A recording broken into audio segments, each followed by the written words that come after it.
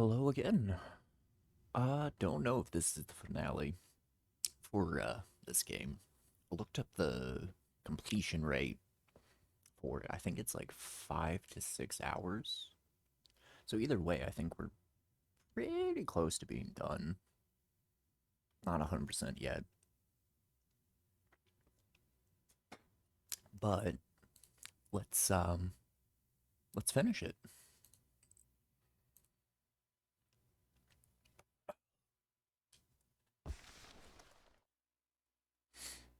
I actually really enjoy this game so far.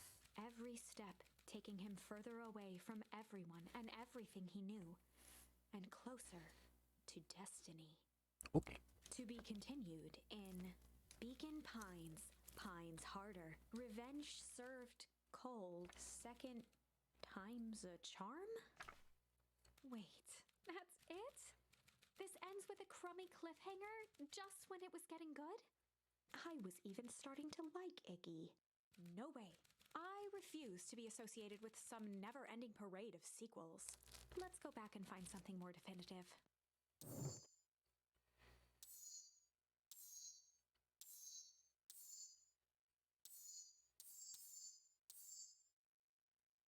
Well, I guess we'll try the Sly Roach.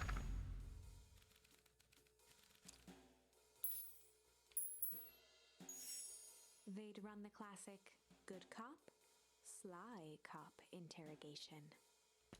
Luca and Rollo ducked behind a barrel, leaving Beck to her task.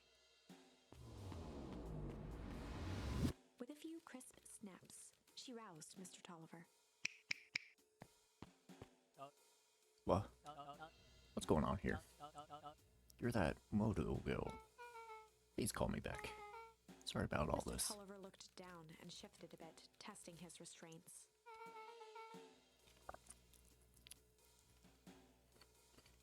It seems there's been a mix-up.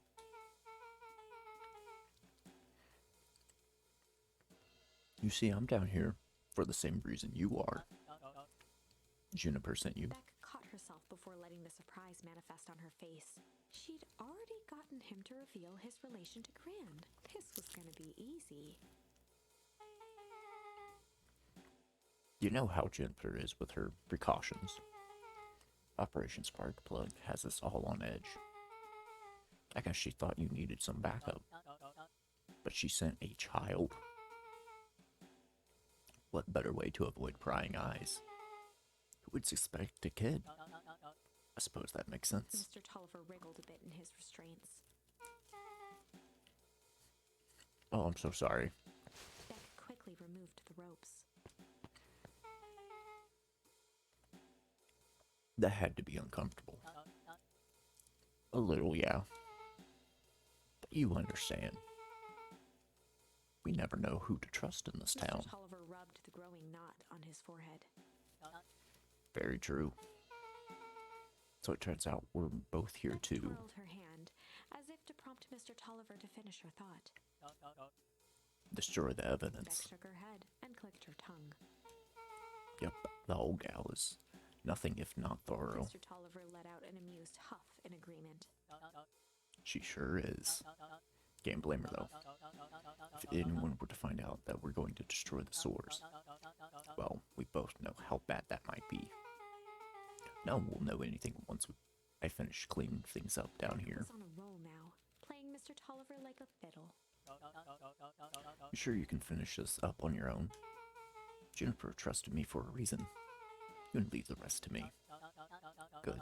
There's one more loose end I'll go work on. Loose end. Oh, it's nothing really. The other day I had the radio on scan while restocking the candy shelf.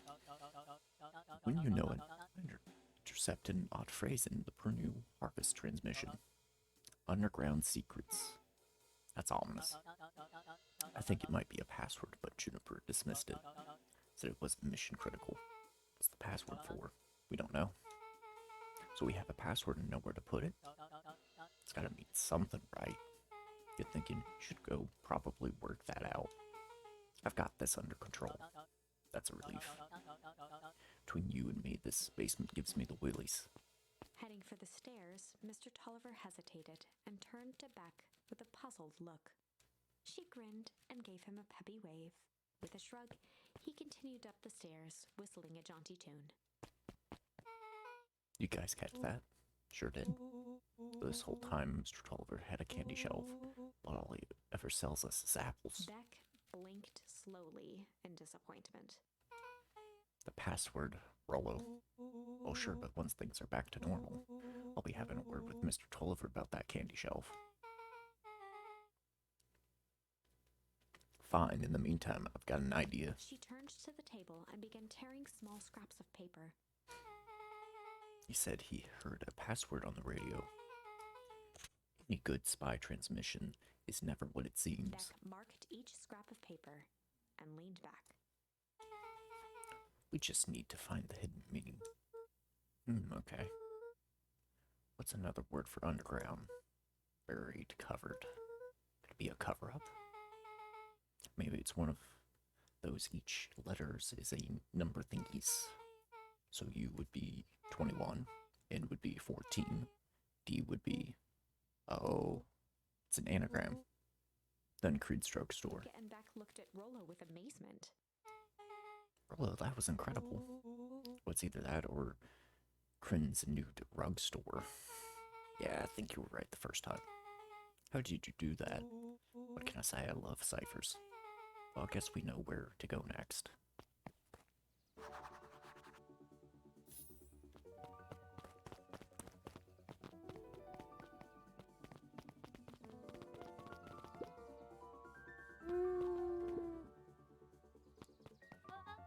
You scared me half to death. Sorry. You kids haven't seen Mr. Tolliver around, have you? Nope. He's got me waiting around like the last slice of pie. I swear that man would be late to his own funeral.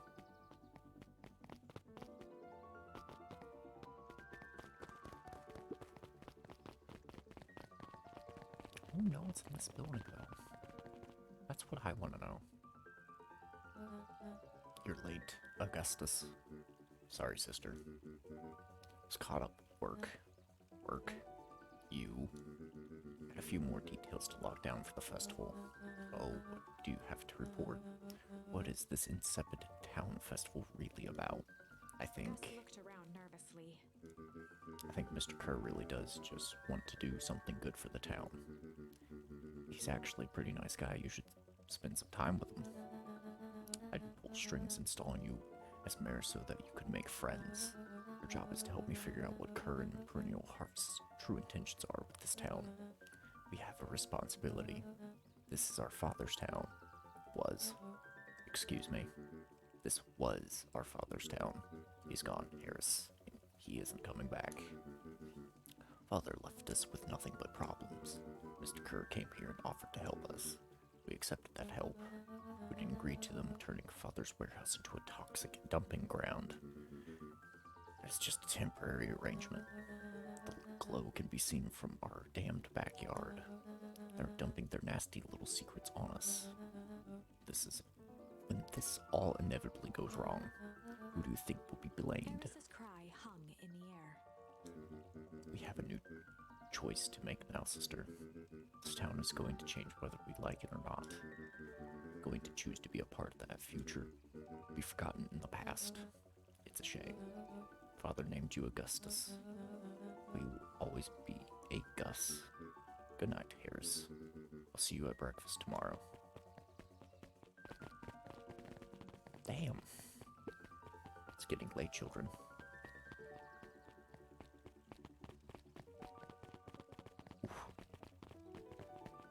So fourth wall breaking character. What do you got to say? Knowledge. He spat with a sneer. There exists a gulf between knowing something and being able to do a damn thing about it. I do hate it when the villain makes a good point. Okay.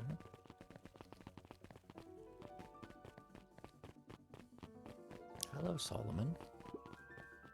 Solomon stood proudly at the entrance to the drugstore, holding a brown bag overflowing with black licorice. Oh god, it's the worst candy. Hey, Solomon. We're looking for Mr. Nungreed. Is he still in there? I'm afraid not. Then where'd you get the candy from?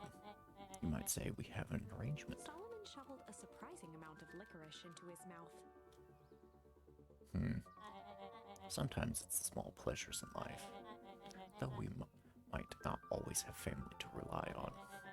Licorice has never let me down. While I can't say licorice would be my first choice, but what floats your boat? You can tell a lot about a person by their choice of confection. Oh, yeah, I guess. I like sour gobs. I'm certain you do. I always wondered why Mr. Nuncream kept licorice in stock. He must eat enough of it to make it worthwhile. There are many ways to earn loyalty. For some, it's as easy as cold hard cash.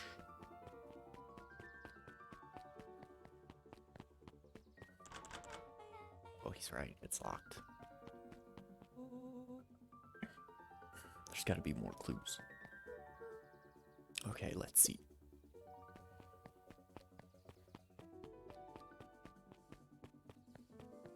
I feel like you could go around the back alley.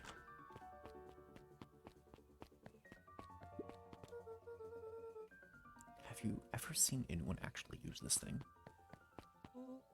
Besides Mr. Nuncream, no. Beck cupped her hands on the glass to peek inside. That is not a normal phone booth. It's got like a blinky keypad. Why would there be a blinky keypad? Creed's nude rug store. I mean, Underground Secrets, the password. Beck flung open the door, and they all squeezed in.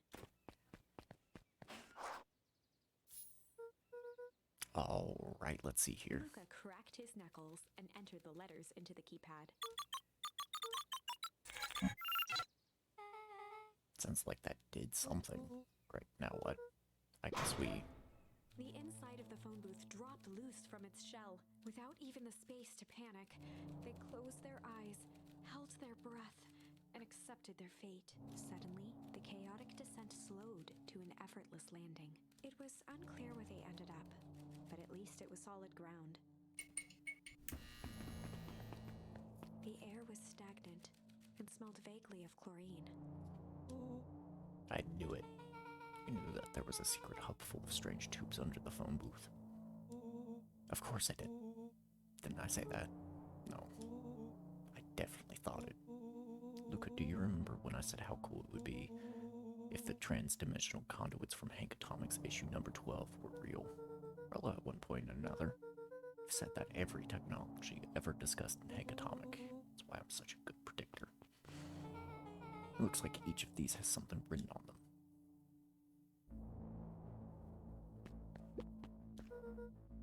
Mining operations at Alpha. Do you guys have mines here? Not that I know of. This town is all farms and fertilizer, and a series of tubes. Pa always says you can only trust a miner up to the point when they hit gold. Not sure how that was implied in this exact situation. It's the thing about Pa, you don't realize what he means until it's too late. Perennial Harvest main office. That's where my mom works. What does she do? Science stuff. Is she involved in all of this? We just moved here. How could she be involved? True. Valentine Fertilizer Warehouse.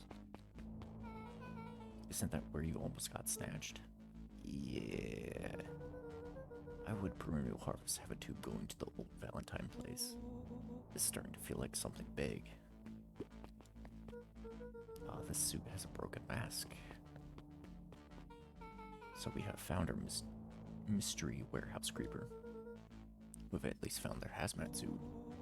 If it walks like a Nuncream and talks like a Nuncream, let's not jump to conclusions. Just saying. That's a lot of buttons. Stand aside, Earthlings. I've read enough Hank Atomic to know my way around sci-fi tech. Hands hovered over the field of blinking buttons. Eeny, miny, miny. Orla, what did you do? Nothing. I didn't even mow yet. What was that? Hide. Where? There's nothing but weird tubes down here. Just get back.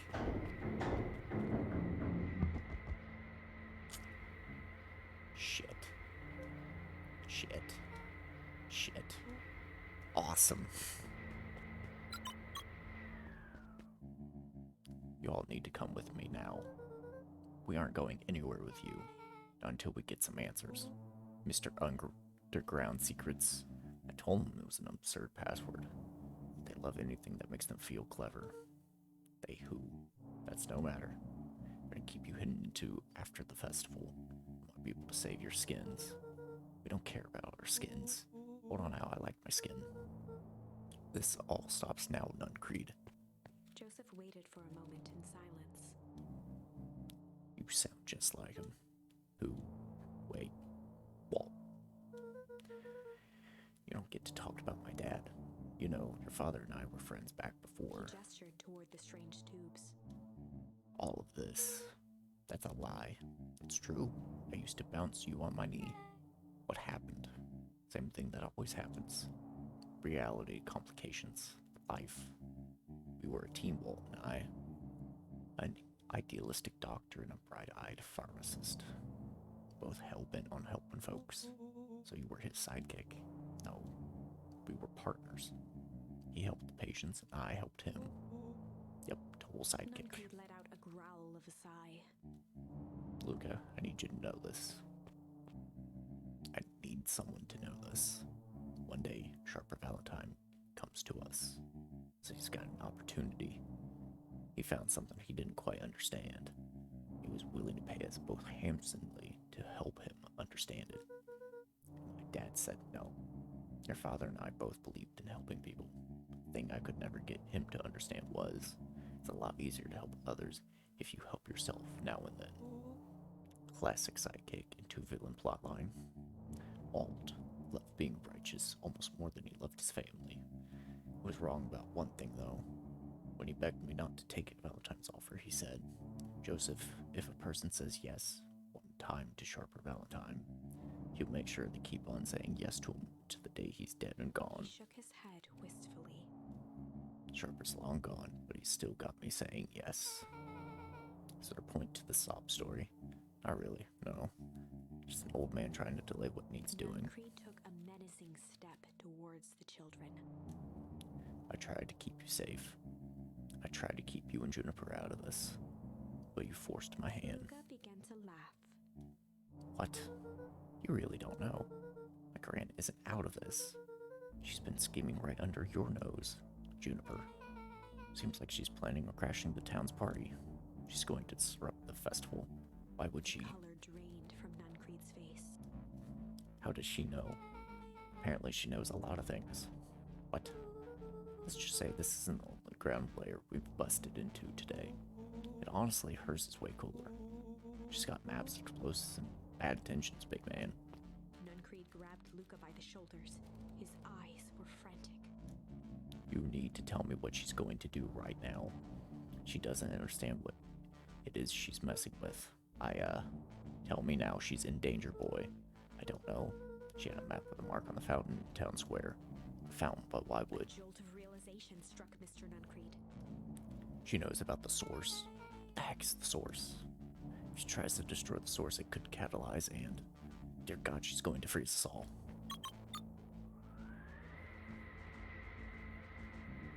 You all need to run. Run where? Away. As far away from this town as you can get. Head west and don't look back. That did not go how I expected. So, we're totally following him, right? Totally. See you on the other side. You good? Yep. I love this town.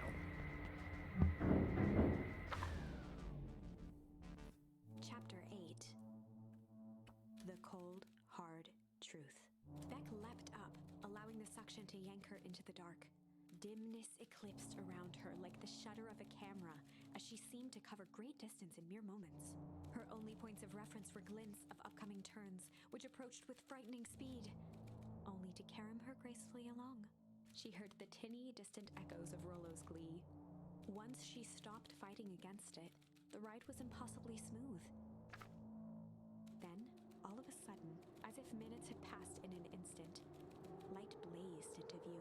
A burst of wintry air snuffed across her face, and she was flung out into the cold.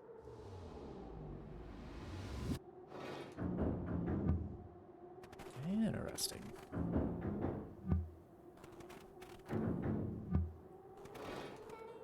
That was intense. Yeah. I think I might have parted with some fluids in there. Any idea where we were? Somewhere cold. Wasn't like it got any of us. Didn't feel like we traveled that far. So where did it all go? This place sucks. Why would anyone even want to blow something up out here? Only one way to find out, I suppose. We've got to catch up to Duncreep. I think he went this way. Okay.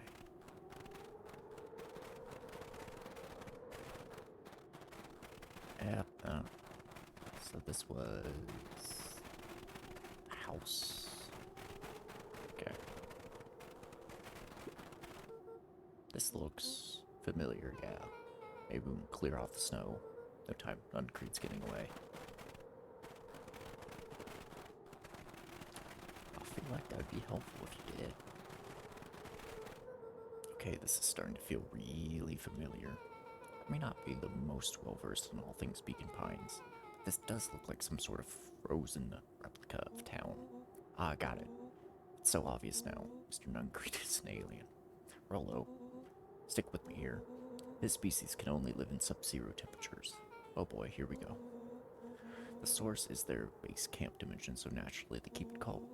We found it by traveling through those metallic wormholes back there. Final objective, kill us all and shapeshift into Beacon Pine citizen of their choosing. You never really had me, but you very much so lost me there. You get used to it. You should keep moving. As they rounded the corner to the frozen town square, they spotted Mr. Nungreed inching cautiously toward a pit at its center. He held his arms out gingerly, as if approaching a beast in the wild. Upon closing the distance, Luca recognized what Nungreed was after. Gran stood confidently at the edge, one arm outstretched over the abyss. Nearby, a wheelbarrow had been emptied out. She held a lit torch, which flickered in the bitter wind. Juniper, I don't know what you think you're doing, but I assure you this is not going to solve anything. If you drop that, you've doomed this whole town. Oh, it wasn't me who doomed this town. I've been watching you, Joseph. I know what you've done. You and your co-conspirators. Graham, what's happening? Luca, you and your friends need to leave right this moment. Nungreed turned back toward the kids, desperation in his eyes. Listen to your grandma, Luca. This is between me and Juniper. Falling back held steadfast in awe. Luca approached closer. Mr. Nungreed spun back toward Gran, his voice growing louder. You've got it all wrong, Juniper. Just hand over that torch. You don't understand what you're doing. How could I possibly trust you to do the right thing? Walt told me everything. He trusted you, and you betrayed that trust. Luca, do you know that this man's entire life is a lie? If it weren't for him, your father might still be alive. Mr. Nungreed winced with anguish. His voice hardened. That's not true. They both now yelled, not to each other, but at fate itself, making their peace with long-held burdens. The wind howled with encouragement.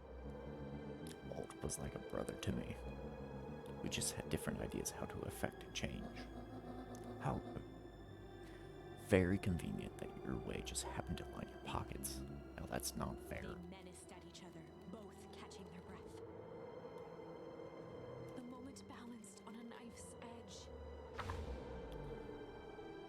Amid a blur of emotions and memories, Luca's mind flooded with questions. The wind calmed, as if to give him the stage. And in the stillness he began to hum. And in the stillness, he began to hum. After the death of his father, Luca had trouble sleeping. Each night, his mother would sit at the foot of his bed and hum a gentle melody. It was the only thing that could calm his mind, the only thing that, however briefly, could make it all seem okay. That melody pervaded every memory Luca had of his mother, shivering in the raw snow. He to hum it out loud.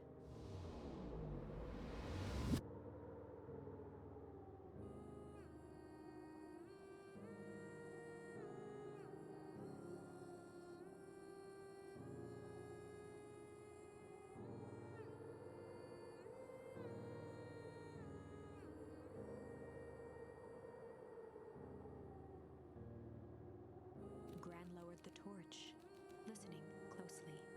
As recognition slowly set in, her heart sank. Those countless nights of consolation, the incomparable loss they shared together. She let the torch fall to the snow and sizzle out. A few steps toward Luca was all she could bear before dropping to the snow herself. Through a flood of tears, she began to hum along, note for note.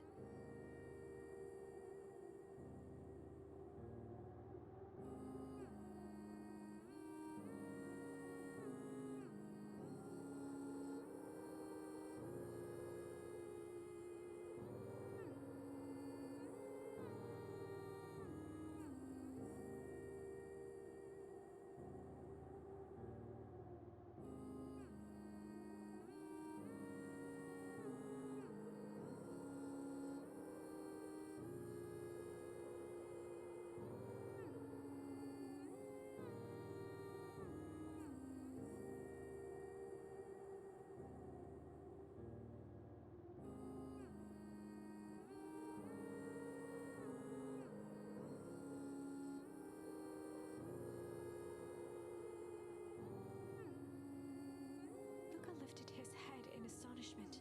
The last time he heard that melody was the last night he saw his mother. Do you know? I'm so sorry, my little buckaroo. Buckaroo. The only people who call me that are my dad and your mother. Luca blinked through blurry, watery eyes, trying to see more clearly. He could just make out the impression of a familiar face. He peered across the snowscape at the woman on her knees. Something about her was undeniably his mother. Only smaller, older, changed. Mom? That's right, buckaroo. Mom. Luca sprinted as fast as he could toward his mother. They held each other close, and the cold retreated from their bodies. Eleanor, I thought you were gone. You should have known I would have never abandoned Eleanor my son. looked down at Luca, tightening her embrace in an appeal for forgiveness.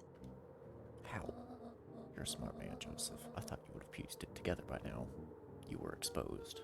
Mom, I don't understand any of this. What happened to you? Where did you go? Why did you leave me? I never left you. I was always right here, Luca. Why did you lie to me? You tore me up, Luca. But I did it to keep you safe. I thought getting answers would help us both move on. But the more I discovered, the more I realized the danger we were in.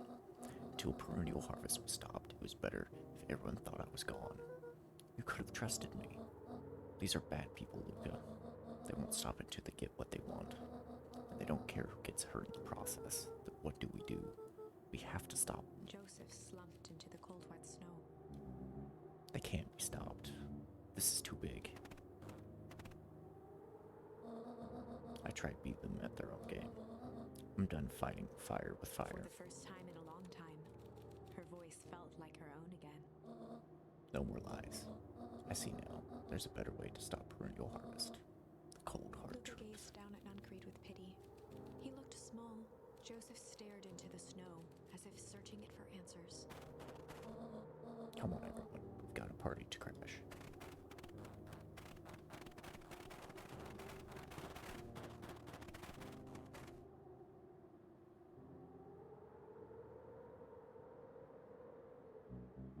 You don't understand. He always wins. Chapter 9. The Devil You Know. 7 months ago. Eleanor Van Horn crept down the maze of sterile hallways under perennial harvest. She stopped in front of the large steel door marked Deep Engineering. No turning back now. She raised a trembling hand. The stolen keycard worked as promised, and the door bust open with mechanical efficiency. She was immediately hit with the smell of disinfectant. It was some sort of laboratory. In one corner was a desk covered in papers. Across the room stood a tall metal pod with hoses protruding from its base. She rushed to the desk and began shifting through the piles of papers. They were experiment reports on something called Tempus Liquamen. There were dozens of them, every one stamped failed. Eleanor heard the sharp echo of footsteps approaching. She was out of time. Her eyes scanned the room, eventually landing on the strange pod. Muttering a curse under her breath, she dashed over and dove inside.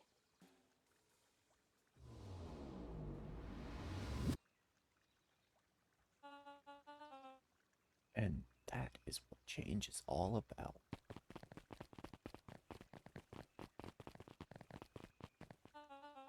Grabbing the future by the scruff of the neck and making things happen.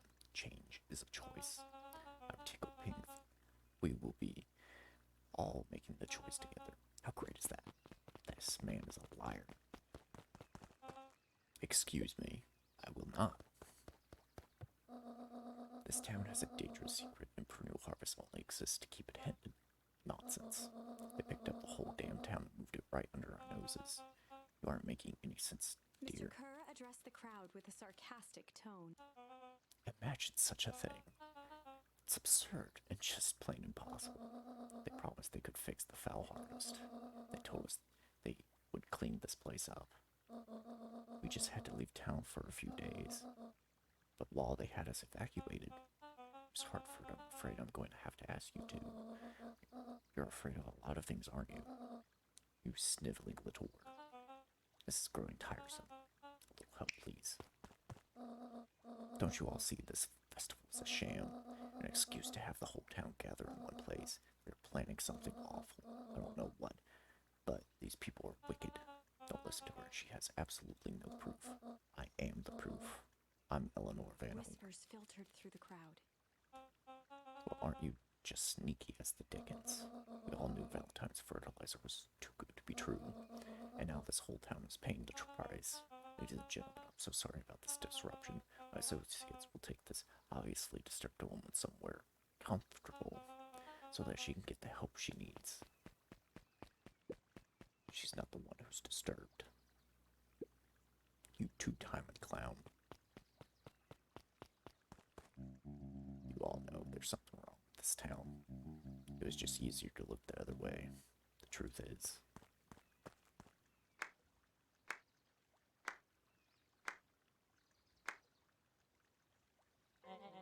That's quite enough, Mr. Nuncrete. Torment dragged on Joseph Nuncrete's face. Yes, sir. Take them away. No, I want them to see this.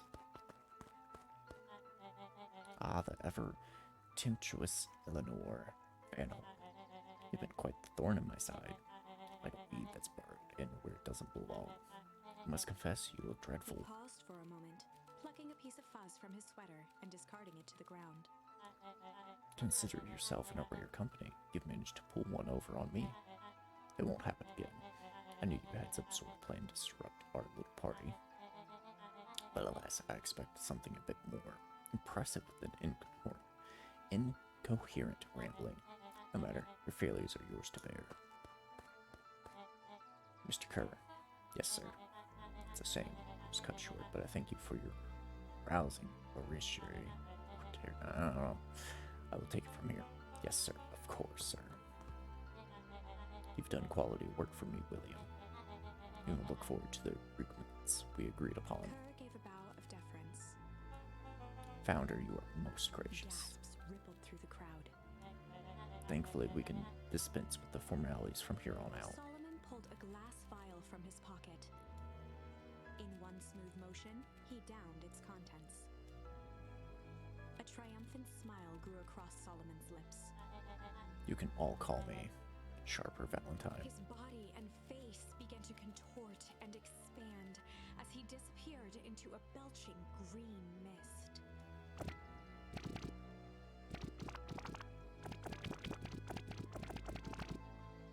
A hushed horror gripped the crowd. This is a story about change. What? No. Ah, so you didn't see that coming. Good. Sharper examined his new hands. Wow, this is quite the improvement. Everything looks so much smaller now. Eleanor was right about one thing. The festival was a ruse. I wanted you all to witness my glorious return with your own eyes. Why does everyone look so downtrodden? This is a celebration, people. Maybe it would help if we set the mood. Mr. Kerr, be a dear and reveal the sign. Ha, wonderful. Sharper choked out a crude squawk of a laugh. Frustrated grumbles sprinkled through the crowd. Sharper, you malicious bastard. I'm glad you're back so I can tell it to your face. You destroyed this town. We ain't gonna let you get away with it again. Sorry, this is not the time for audience participation. Some assistance, Mr. William Kerr. Kerr gave a subtle nod to the clipboards. You coward. Does anyone else have something to contribute? A helpless quiet settled over the crowd. I thought so. Did you all truly believe you could be free of me? A town of complete and utter fools. People should be celebrating my return. You're clearly lost without me, and that leads me nicely to my children. Daddy, I gave you both the greatest gift a parent can give. The opportunity to prove yourselves in my absence. Squandered. To say I'm disappointed would be an understatement. But silence, Augustus, an adult, is speaking. I don't know which is worse, a son who's completely hopeless, or a daughter with such potential who inevitably lets me down. Harris, you fail me with admirable consistency. Thankfully, he was counting on it this time. Father, I have been wasting time, my dear. What have you accomplished? I was focused on cementing our legacy. Legacy? Who needs a legacy when you can just live forever? But what about? It's alright, kiddo. I'm afraid you suffer from a complete lack of imagination. There's just no helping it. Now then, where's Joseph? You didn't take the opportunity to slip off, did you? Ah, there he is. Everyone should give him a hand. None of this would have been possible without Joseph. I think you've said enough. Nonsense, the people deserve to know how helpful and loyal you've been. I only did what I did because he left me no choice.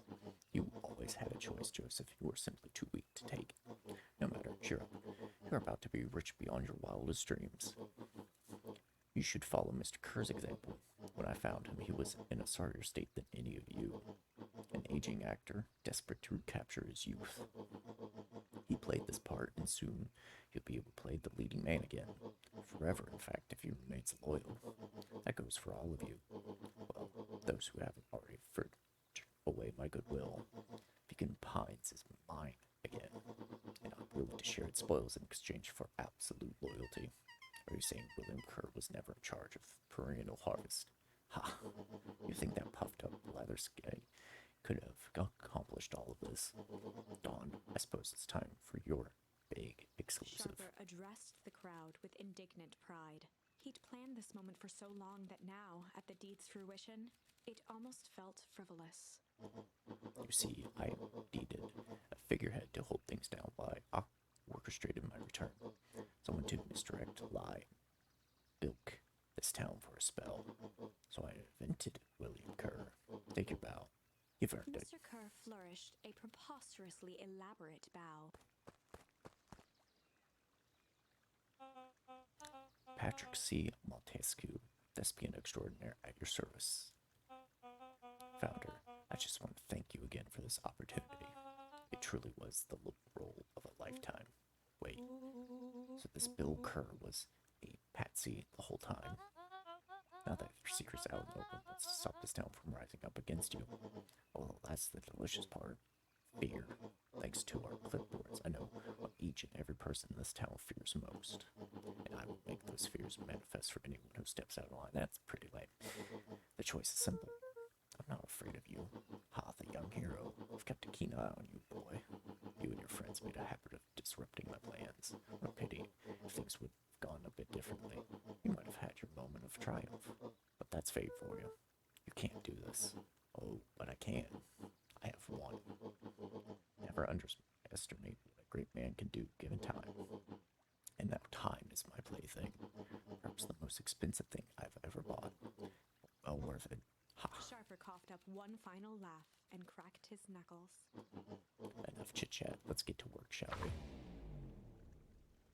And so, Sharper set about remaking the town in his own image. The fertilizer factory soon reopened for business. Sales rose steadily as more and more farmers across the countryside began to swear by its miraculous properties. Beacon Pines became famous, a secretive town that, for the right price, shared its gifts with all. Gifts that became more and more necessary in a world where winters grew longer and longer. The end. This is wrong, but things are becoming clearer now. You can feel it, right? We can't let Sharper win. He might just be the key to this whole thing. Let's see.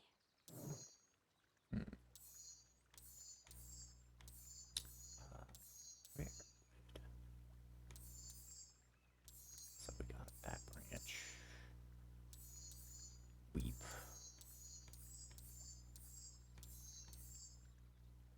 And refuse. We'll go with refuse. Refuse. Luca had no choice but to refuse Iggy's request. He tightened his grip and reached for the walkie-talkie in his pocket. A wild delight crept onto Mr. Kerr's face. That's a good lad. Now, radio for help. Iggy begged Luca with his eyes one last time, but Luca pressed the button and called out, We need help. Mr. Kerr is in danger. It wasn't long before they were once again surrounded by clipboards. Mr. Kerr sighed with relieved frustration. There you are. You really are a worthless lot, aren't you? Mirror, now. A clipboard dutifully produced an ornate ivory hand mirror, and Mr. Kerr began preening his tousled hair. Ah, that's better. Mr. Van Horn, I applaud your sharp thinking under duress. I'll put in a good word for you with the founder. Take them away. A swarm of hands overpowered Luca. The last thing he saw before a cloth bag was pulled over his head was the defeated look on Iggy's face. The end. Okay. I think this was one of those times where doing the right thing was the wrong thing. Okay. So we got Malice and Weep. We'll do Weep. And in the stillness, he began to weep. It was all just too much. Falling to his knees, Luca whimpered softly. The tears crystallized as they hit the snow. Gran stared at Luca for a moment with warm sympathy, remembering why this was all necessary. This will all make sense soon, Luca. Then everything can go back to normal. I She promise. stiffened up and brandished the torch at Mr. Nuncreed. You can't hide behind those people any longer, Joseph. Once their precious source is destroyed, we'll all see where their loyalties fall. Juniper, don't. Ignoring his final plea, Gran flung the torch into the deep darkness. She smiled and exhaled in relief. Mr. Nuncreed moaned in resignation. The torch echoed as it ricocheted down the hole, punctuated with a thunderous thud. You see, Joseph, I've learned a very important lesson in life. You want things to change, then you must be willing to. Before Gran could finish, the ground shook her to silence.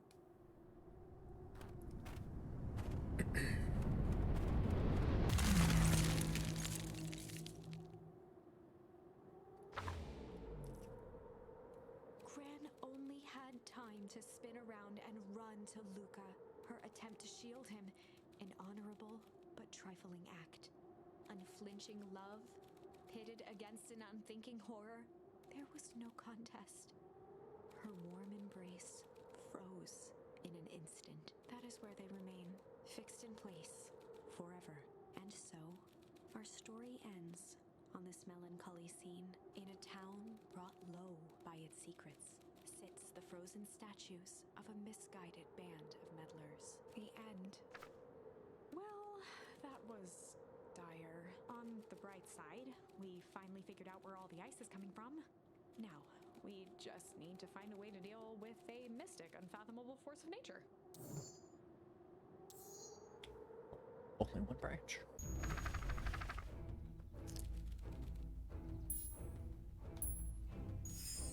There was a malice lurking behind those eyes. Like a trap ready to spring. Luca felt the weight of Nuncreed's hand on his shoulder. Something wasn't right. He didn't know why, but something was telling Luca to get out of there. I just want this to all be over. Of course, I'm sure it will all work out soon enough. I should get going. I told Roxy I checked for Rollo at the Luca twisted treehouse. free of Nuncreed's grasp. Of course. Luca. You know your dad and I were good friends back in the day. You can come to me with anything. Anything at all.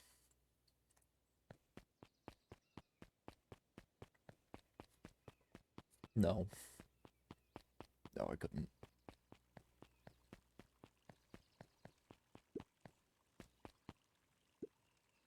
These festival decorations are a bit humdrum. Now, if I were to throw a festival, it would be a thing to behold. I agree, this is all more than a little sad. It's worse than sad. It's boring. But if we did a little something to spice things up, I'm listening. You know that festival sign waiting to be unveiled? Be ashamed of someone. The two scurried off, eagerly formulating a plan.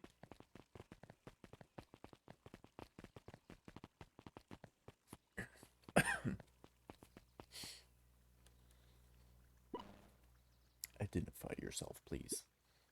Ellie Moto. I work here now. I'm unable to locate you on our staff roll. Well, I don't officially start until tomorrow. Mr. Chris said I could come in early tonight to get a few things done. Hold, please.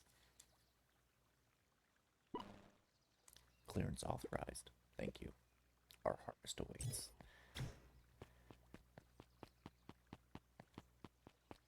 What's up, Jeff? Whoa. You'd get a wrench to the noggin sneaking up on a guy like that. Don't scare him, man, while he's junkin', sonny. Evening, Jeff. It's kind of late to be junkin'. Might as well ask the same thing if you find anything good. Ever since Portal Harvest moved in, even the junk is trash. You learn a lot about a person by looking at what they throw away. This bunch is all shredded paper and coffee cups. Well, I better get going. I don't see nothing. I didn't see nothing if you didn't see nothing. See what? Exactly. What's up, Bird? Okay, I want to talk to Bird. No. Can't talk to Bird. Okay, I want to talk to Bird. No, talk to Jetson either. Okay. Rollo. He aired a long holler into the woods. Rollo. Rollo, wherever you are, I hope you're okay. Luca felt his eyes getting heavy and plopped into the beanbag. He conceded to its lumpy embrace.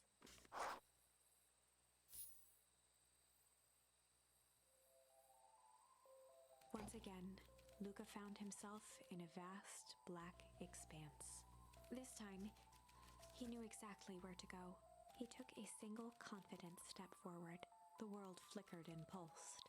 He found himself standing in front of the frigid air of a blazing campfire. The source. He plopped down cross-legged and gazed into the cold flame, waiting.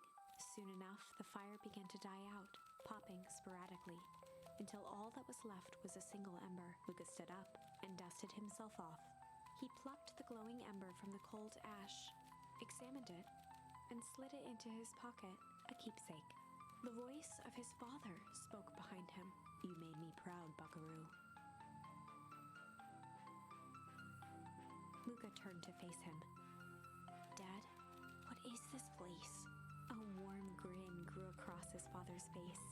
"A place where everything that has been and everything that could be all wait together." Luca found himself staring at his father's face, trying as hard as he could to memorize every single detail. Wait? For what? Another voice spoke out as Luca's doppelganger stepped forward. That's up to you. Without knowing why, Luca began to weep. Is any of this real? Are you real?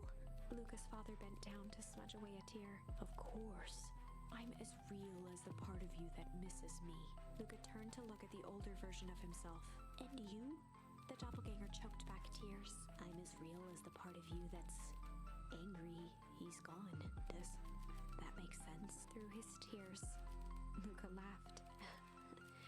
I think so.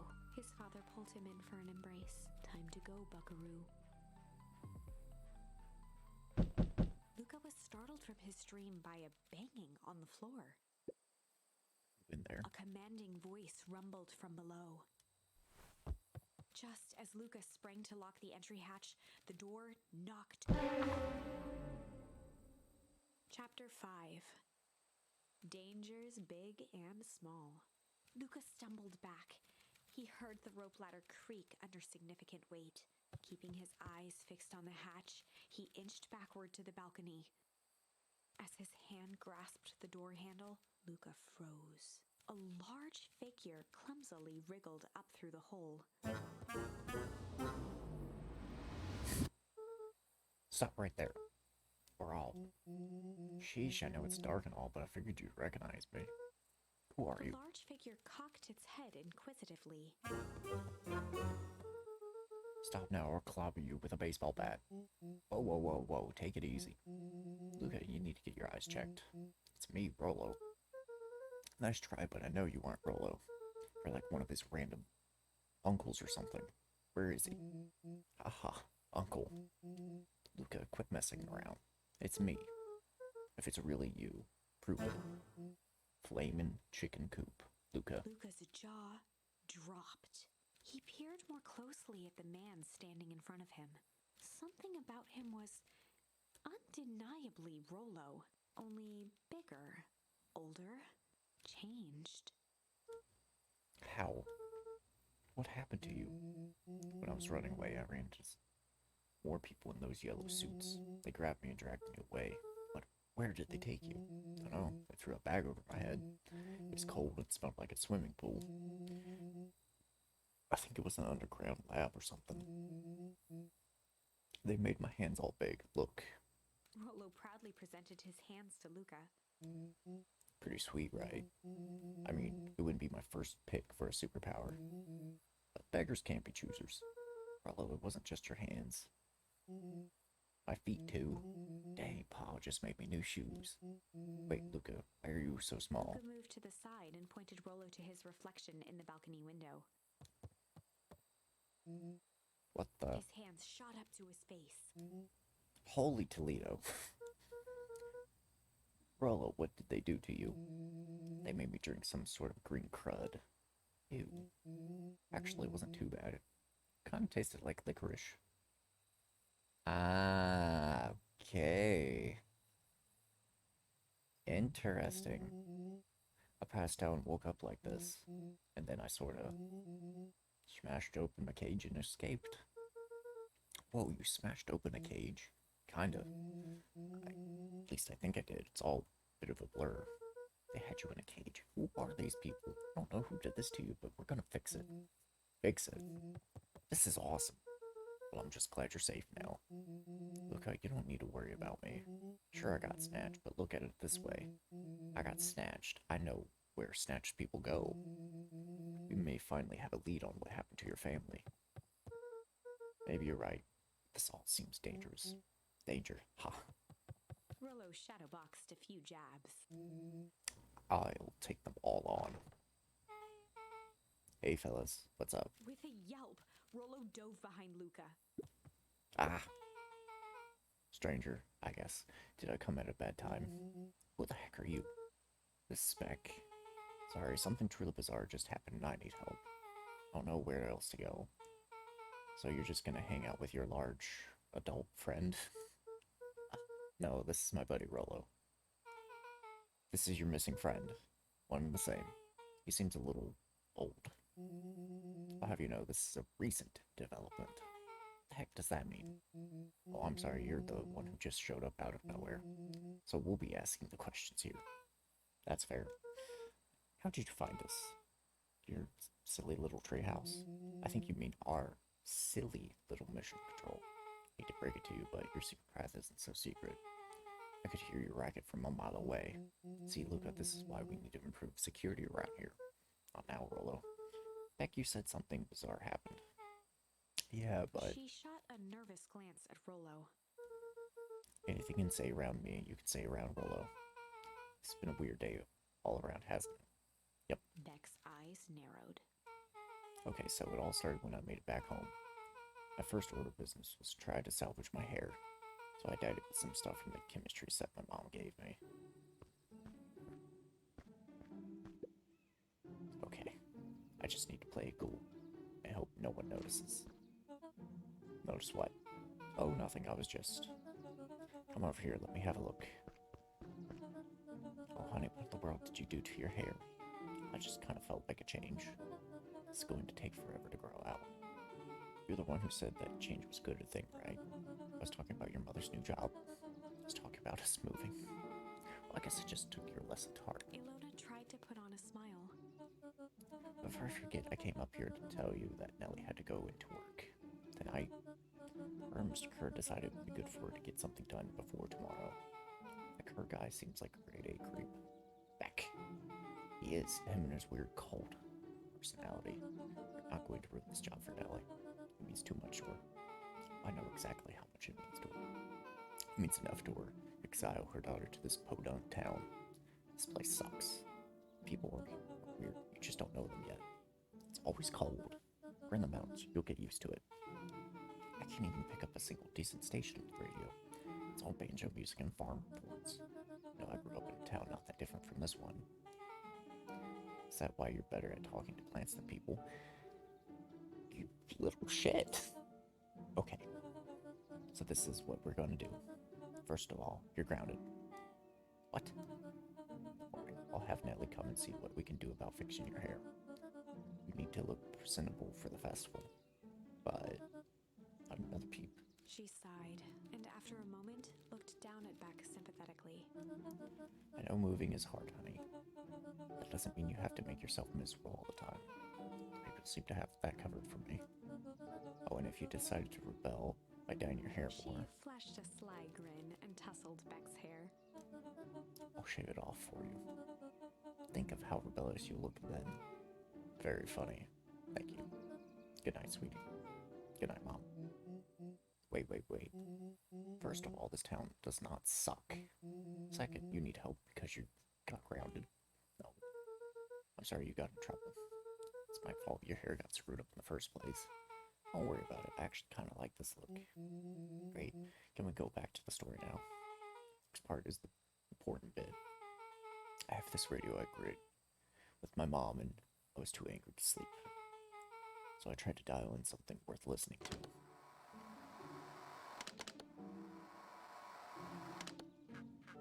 Mr. Kerr, are you there? Mr. Kerr. Yes, I'm busy. What is it? Apologies, I have the founder on the line. Patch him through immediately. One moment. Hello, sir. It's so nice to hear from you. Skip the pleasantries. Let's report on our new lead researcher of deep engineering. Nellie Moto seems to be integrating nicely. This very much she's working to help us meet our deadline. She offered to work overtime before I even had the chance to suggest it. Excellent. We have faith that she's capable of finishing the work left by her predecessor. Our work must be complete before the festival. Make sure she stays day and night till it's accomplished. Good. You know how I feel about loose ends. Yes, sir. When she has finished the work, we need to make a determination regarding her long-term prospects in the company. Immediately, sir. We usually have more time to fully bring people into the fold. We are in the endgame, Bill. After your failures with Dr. Prescott, I can't afford to take any risks. Of course, sir. No loose ends, sir. When she finishes the work, she will either leave the office completely committed to perennial harvest, or she won't leave at all. Perfect. Sir, if I might suggest, maybe we should delay just for a bit. Oh, it's just we seem to be rushing to hit this festival deadline, and rushing into things has caused some issues in the past. I see. Please understand that I just want what's best for you. I'm eternally grateful for all you've done for me. Bill, I'll make this very clear for you. I brought you in to make things run smoothly, not to have opinions. Of course, sir. Chin up, Bill. You are only a few days away from having everything you ever dreamed of. Yes, sir. Thank you, sir. Whoa. Yeah. Just so we're clear, when they said loose ends, they were talking about murder, right? Like actually killing someone. Capital murder. Luca gave Rollo a quick elbow to the ribs. Who's this founder? I was hoping you guys would know. As far as we know, her is the top banana of Perennial Harvest. He sounded scared of this founder guy. So we have an even topper banana on the field. What the hell is my mom caught up in? Has she talked about the job much? Not really. She said she was going to come in and continue the work of someone she respected. Luca, do you think that body at the warehouse was the person Beck's mom came to replace? That would make sense. Beck, it seems like Nellie's predecessor got, loose-ended. I'm getting that impression. Said we need to get your mom out of there before the festival happens. That's 2 days away. Won't she come home after work? Creep on the radio said they're going to hold her until then. So if she's not coming out, we gotta go in and get her. Beck flicked a large sheet of paper out of her pocket and slammed it on the floor. Maybe this will help. You have blueprints. It's really just a welcome mat from my mom's PH. Perennial Harvest orientation day. But it shows the layout. Sure, it's like blueprints to me. Up here's the reception area. There's a big room marked Founder's Office. Even has the exits marked. Guys. We have a deadline. We have an objective. We have blueprints. Realize this is right. Started to wiggle with excitement. I think we're heisting. This is officially a heist. Chapter 6. The Heist. They spent the night's end huddled around that small map, formulating a plan to infiltrate the headquarters of Perennial Harvest. It would be no small feat. A modern facility equipped with all manner of technology, not to mention the swarm of clipboards that would most certainly be scattered throughout. By the time the sun began to peek through the car window used as a makeshift balcony door, all were in agreement. This could just work. The final day before the festival would be used to prepare. They'd need to pool every resource at their disposal, pull every favor with a thread, even enlist some unsavory characters around town with important tasks only they were suited for. Luckily, there was enough ill will and mistrust toward Perennial Harvest that alliances could be found at a bargain. Luca, Beck, and Rollo rubbed their eyes as they exited the treehouse. They hadn't slept at all that night. There was no time. The festival was to begin in 1 day, and they each had their assignments. Alright, quick recap. Rollo, you're going to talk to Roxy. Cordially. Without her and Fritz, this whole thing could go bust. Me. Cordial is my middle name. Uh-huh. And how do you plan to explain your new... He waved vaguely at Rollo's sizable figure. Circumstance.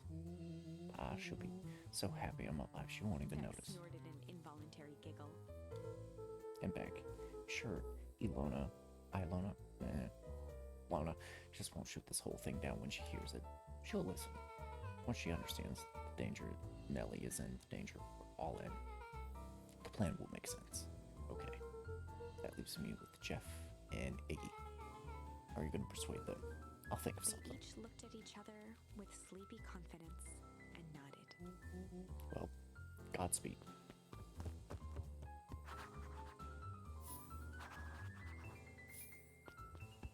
God, Jeff is probably my favorite dude.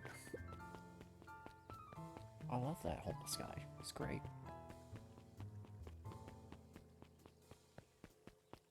So what do you got for the wall-breaking character?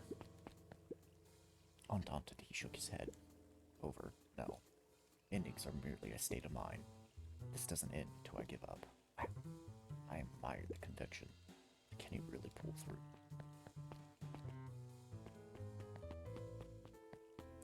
I want to find the homeless guy. Guess he's gonna be by the drugstore. Yep. Hey Jeff, what can I do you for? I know how much you hate perennial harvest. Hate's a strong word. Oh, sorry, I didn't say it was the wrong word. Gotcha.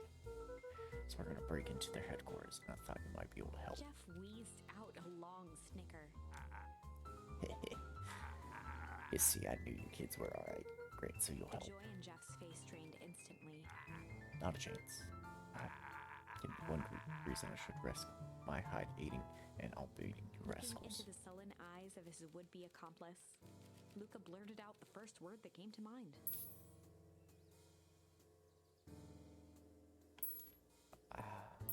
Junk? Junk. Yeah, what of it? Son, I've got more junk than a king has copper. Ain't interested. Luca wasn't ready to give up so easy. He shouted out again. Fight. I've done enough fighting for one time. More than my share of losing. It's time to hang up the gloves. Gosh. Crooked. Crooked. God, they're all crooks. Like cockroaches. Stamp one out, another comes scurrying along to take its place. Shit. Shit. Yeah, it's all shit. Still ain't helping. Ain't that some shit? Oh my gosh. Hide. Jeff's brow perked up. What'd you say? Go ahead and hide then. Sensing some traction, Luca carried on with vigor.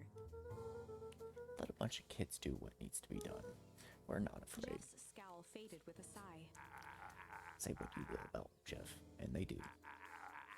But you'll never hear him say I hid from nothing. One good stomp of the foot was all Jeff needed to drive his point home. What is it kids needed? Some sort of disguise. I've got just the thing. But we're at it. A crate should come in handy. This ain't gonna be free, you know. I think 5 bags of sour gop should cover it. Put it on my Luca tab. offered out his open hand to seal the deal. With a firm and dusty grip, Jeff reciprocated. Done. Swing by first thing in the morning. So where is Iggy gonna be? This way. Maybe this way, maybe?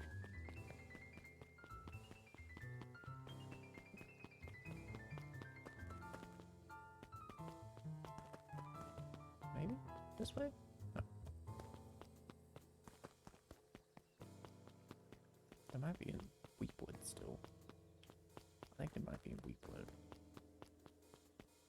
Yeah, we'll check Weepwood.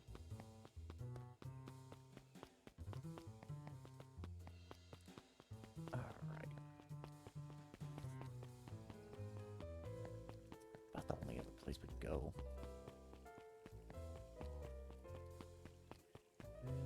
We'll head there.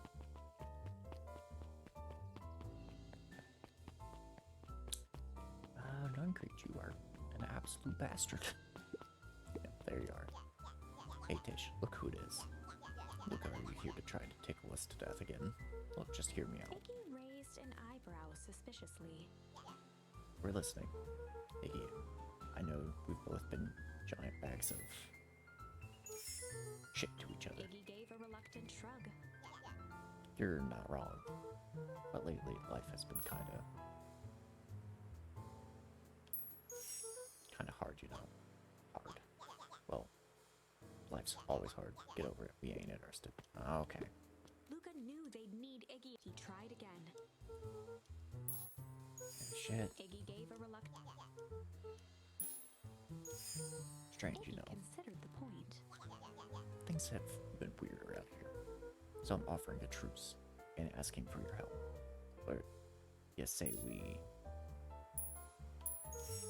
break our hostilities, at least for now. We do like breaking things, even if it true means less breaking things. If I told you there was a way to have a truce and break stuff, go on. And you should cause a distraction so I can sneak into Perennial Harvest A HQ. wild-eyed grin spread across Iggy's face. My, Luca Van Horn, impressed. And after this is all done, maybe Tish can come hang out at the treehouse sometime. Iggy glanced over to Tish, who nodded in agreement. Fine. Not because we want to see your crappy treehouse. We just like to cause With a chaos. quick nod, Luca was off. No, you actually do want to see the treehouse. Did you hear that, Tish? Iggy gazed up at Tish with a smile.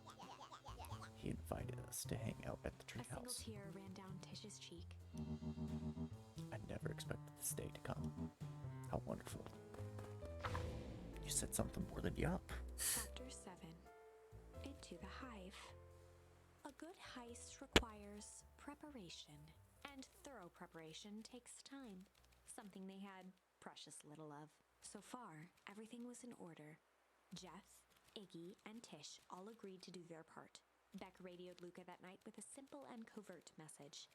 "We're locked and loaded on my end." And Rollo, after a lengthy confession, managed to persuade Roxy and Fitz to help. He stowed away in mission control for the night to avoid attracting attention. Rollo, being uniquely suited for the role, would be the first to breach Perennial Harvest. The outfit provided by Jeff wasn't perfect, but a convincing disguise is 10% wardrobe, 90% confidence. Rollo took a few vigorous breaths and shook out his arms. Just stay calm, Rollo. You can do this.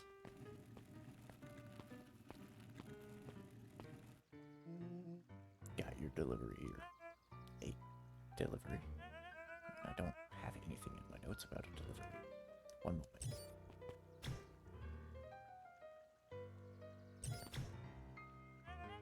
I'm so sorry, but there's no delivery scheduled for this morning. He had to think quick. That's because this goes directly to the founder. He asked that it be kept Rollo secret. sighed, adjusting his tool belt.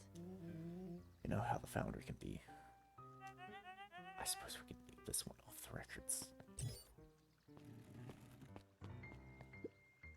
Our harvest awaits and With a such. stroke of his mustache, Rollo proceeded into the Perennial Harvest headquarters.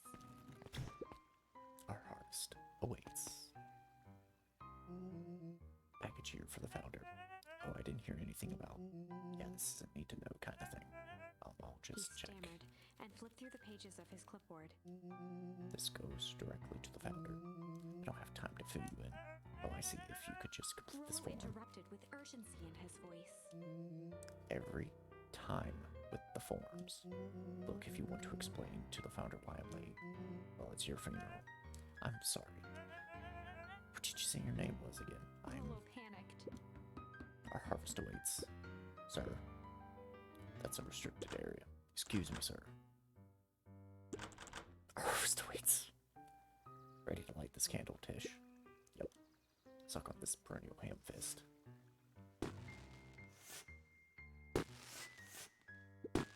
What was The that? distraction was enough for Rollo to regain his confidence. Just open the damn door. I've got a The job to do. clipboard fumbled around in a frenzy. I should check on that noise. Oh, come on. Just buzz me in already. Okay. Ha ha ha ha. Phew. That was close. Our harvest awaits. Hey, I figure, when in doubt, stick with the classics. Well, that was a close one, but you pulled it off. Nice work, Rollo. Alright, everyone knows what to do. Yep, deep engineering is to the north. I'll go with Beck, in case you need some muscle. I'll head east to the founder's office. You two be safe.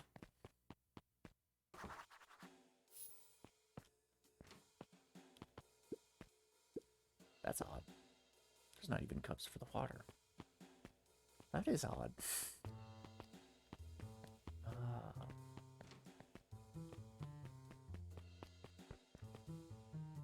Oh, Lord.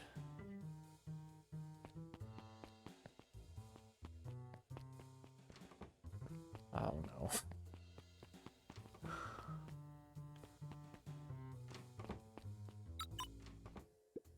Solomon stopped in his tracks. Luca, what are you doing here? It's a long story. Are you okay? A veneer of confusion flashed across Solomon's face. His words rushed out dramatically. No, I'm most certainly not okay. Some strange people grabbed me and were they in hazmat suits? Yes, how did you know? They brought me here and locked me up, and when they were distracted, I ran. Dang, okay, you should stick with me. We've got a plan. Solomon's facade briefly faltered. We? Yeah, Raoul and Beck are headed to deep engineering. Thank heavens you found me. We've got to get out of here. Can't just leave just yet, but they'll catch us again. I've got to do something first. When you were running, did you happen to see a door marked Founder? Founder, why are you looking for her? I'm not, I just need to get into that office. Now that you mention it, I do think I saw a door that said Founder. It was just down this way. Luca happened to notice a plaque above the door. Office of the Founder. Knocking comes with consequence. Oh, here it is. So it is. It's pretty lucky that it ran into you, or else I might have missed it. Truly Luca fortunate. tried the handle. Locked. Solomon leaned forward to examine the mechanism. Regrettably, it seems to be some sort of electric lock. I don't see how you, or how we could possibly defeat a lock Luca like that. smiled and looked at his watch. Just wait a minute.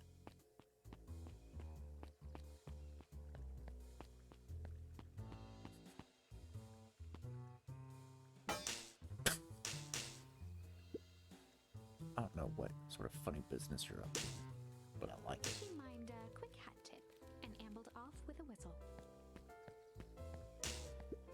Howdy. Good afternoon. The light on the keypad changed from red to green. How did you do that? It's good to have friends. But let's get inside before someone spots us. Luca switched on his walkie-talkie.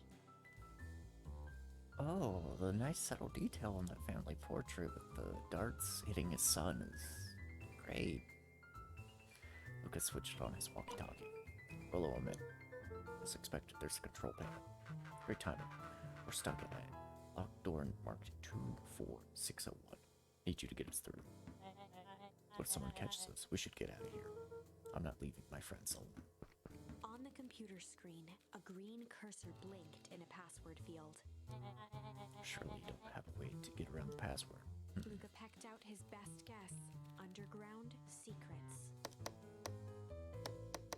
The screen blinked to life. Columns of green numbers glowed on a black background. How did you just guess that? Oh, it's just this absurd password Rollo overheard when he was down here before. It's funny how someone arrogant enough to call themselves the Founder uses such a basic password. Or they were thinking several moves ahead, not expecting anyone to guess something so simple. These villain types always end up outsmarting themselves. Solomon's jaw clenched into a half smile. Your powers of prediction are as impressive as your luck. Luca quickly scanned the columns for number 24601. Rollo, I think this should do it. Bingo, bing. Bingo, bango. Doors open. Luca, you never failed to impress. What is that slippery lout even doing down here? We have a friend whose mom is in trouble. We're here to get her out. I see. Oh, Luca, I think we're close. The next door's marked 13806. Once again, Luca scrutinized the numbers on the screen. In that moment of distraction, Solomon reached forward and pressed a large red button. Maybe this one opens the lock.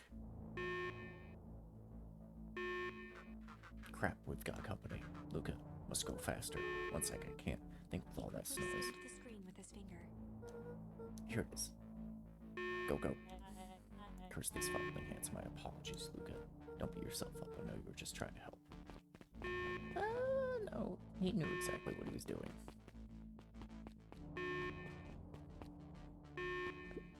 Oh, man. No water cups. Rollo.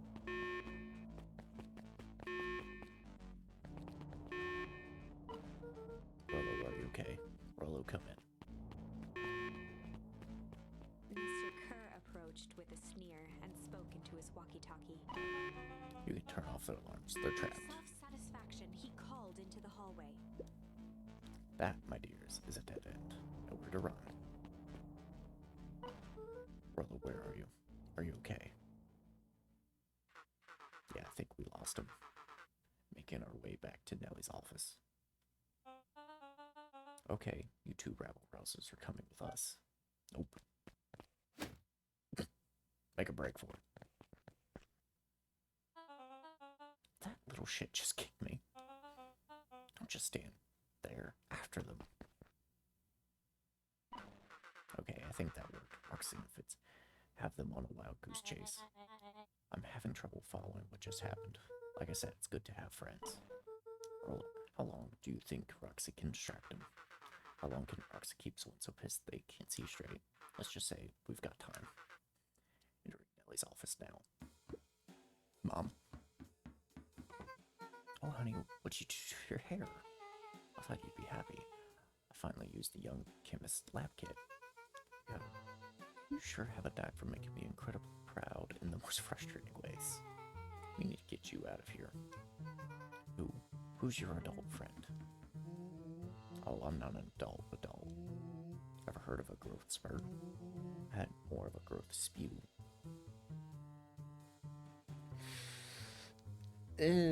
Sounds gross. Oh, that's not possible. Nellie leaned over to examine his teeth. Substantial banding on the enamel was consistent with Tim's liquid exposure. Is that what you call the gunk they forced me to drink?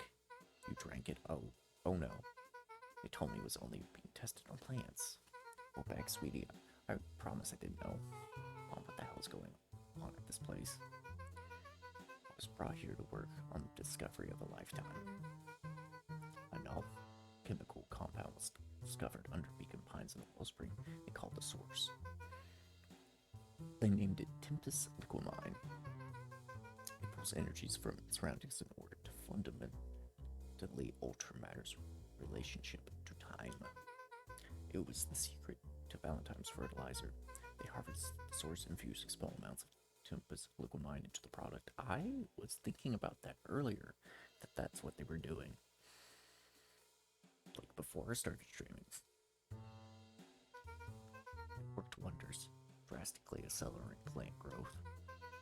Crops would be ready to harvest in a fraction of the time, but it led to complications. The foul harvest. The real harvest came in to clean up the mess to succeed where Valentine failed. The Tempus Liquamine is rebellious. Even think of it as a manifestation of change itself. It's volatile by its very nature.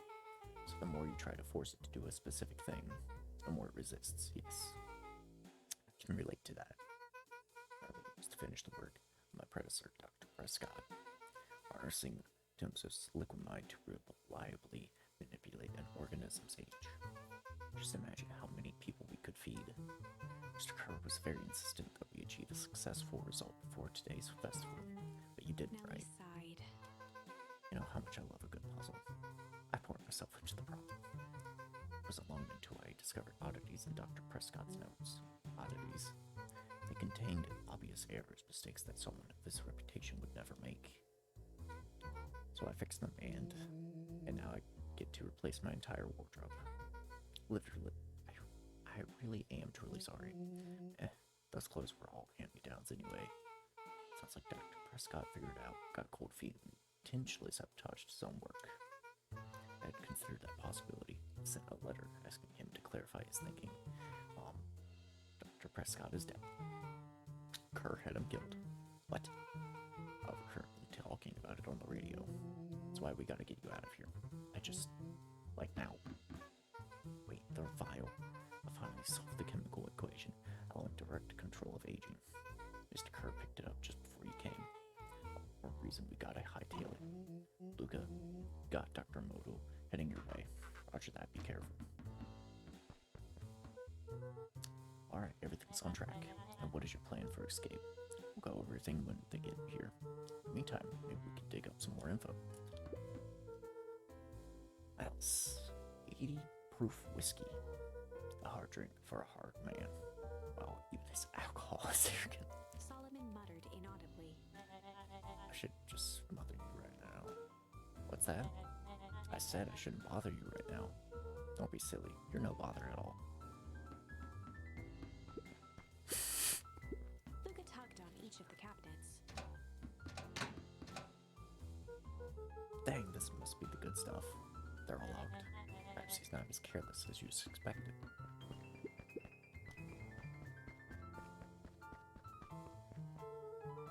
It looks like the founder was helping Kerr plan the festival. With such a secretive lead to be obsessed with the party. Only time will tell. Luca held his hand up to the ashtray. Still warm. You must have been in here recently. So you were drinking. It's smoking in here. Good for you. Let's see what else this bad boy has on it. Security system, time card logs, payroll. You know, for being so evil, this guy sure is boring. Solomon once again muttered under his breath. Just you wait. Huh. Oh, nothing.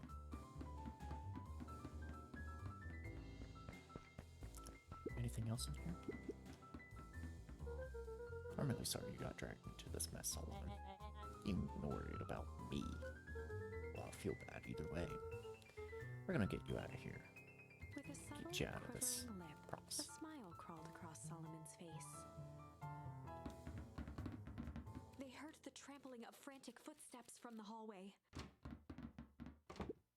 Lock it. Locked. That was close. When we left Nellie's office, it was swarming with clipboards. We barely got away. Did they follow you? Hello. Before we start tossing blame around, it is possible someone ordered pizza. We'd love to hear your thoughts. Definitely not pizza. What now? Don't look at me. I'm officially retiring from the heisting business. We're so sorry for the inconvenience.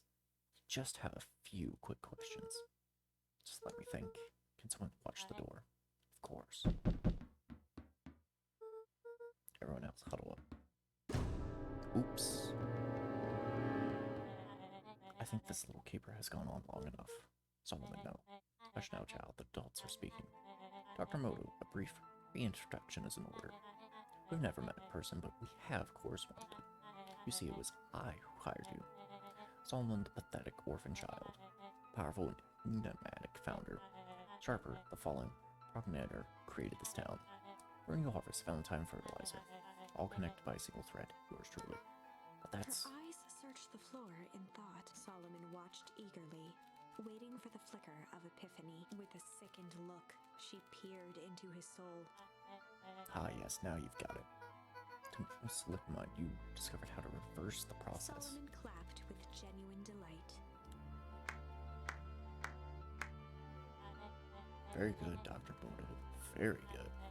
Though the discovery wasn't intentional. Solomon glanced down, examining his youthful form. And the effects went a little too far for my tastes. That's why you needed me to finish Dr. Prescott's work. Which you did admirably. Mr. Kerr, the vial, Kerr please. presented it with a theatrical twirl of the hand. I present to you the eighth wonder of the... Before he could finish, Rollo snatched the vial from Kerr's palm. But this... Wow, this stuff sounds pretty valuable. Be careful, you fool. You have no idea what you have in your hand. Actually, we do. You just did a whole evil villain monologue thing about it. Casually tossed the vial to Luca. Gosh, maybe I'll have a He taste. jiggled the vial mockingly. Season.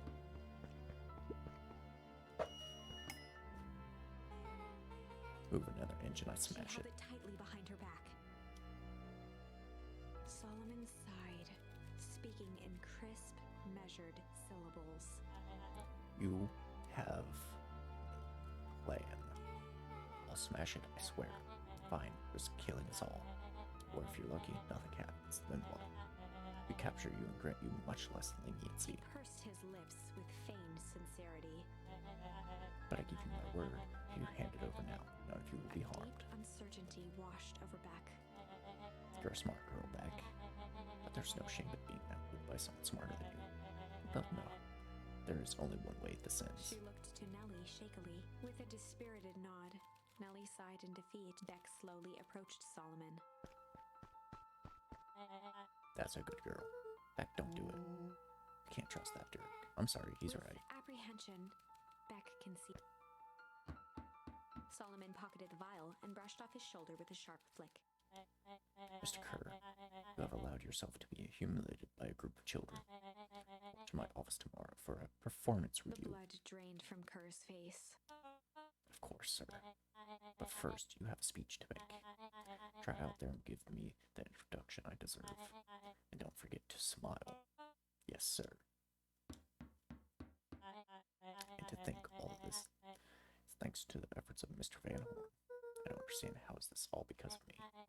I said, Mr. Van Horn, you silly child. Dr. Walt Van Horn. Your father was always a thorn in my side. Often created an opportunity to be part of something great. But the fool was blinded by righteousness.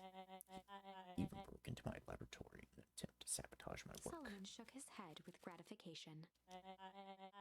But the universe has a funny way of correcting course. By meddling with a force he didn't understand, Walt showed me its true potential. As fate would have it, Luca, your father's dying act was to grant me eternal A life. muffled applause resonated faintly through the walls. Well, that's my cue. After the festivities and my ascension, I will return to deal with you all. Till then, I suggest you use this time to reflect on the magnitude of your failure. You three keep post outside the door.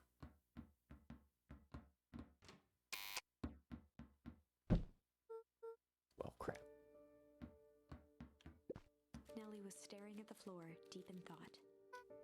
Sorry, Luca, give me a minute to calm my mind.